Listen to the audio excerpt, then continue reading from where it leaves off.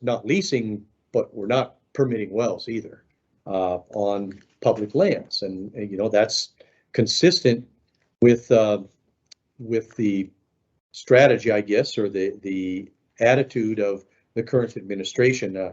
I counted 13 policy decisions that have been made over the last year and a half that were all negative to oil and gas, and none of those have been reversed in light of the current world shortage for crude oil.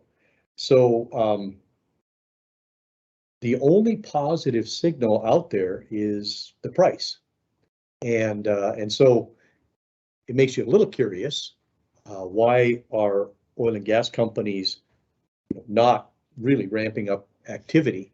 And so I talked to a couple of our large operators. The first thing that they cited was that their investors want this to be cash flow and return on investment.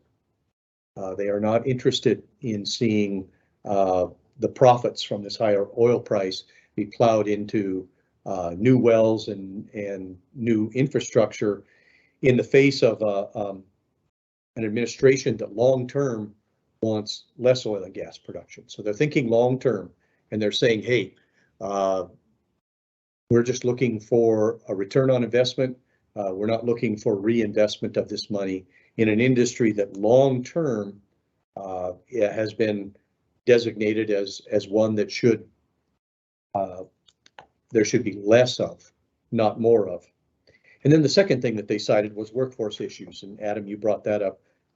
And those have not abated.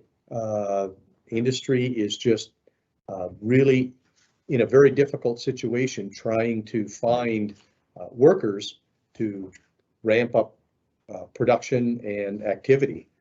So, it is a little troubling that our U.S. producers are finding it so difficult to ramp up production when you see $90 and $100 oil, but the financiers and the investors are saying no, that this is a short-term problem and we're thinking long-term.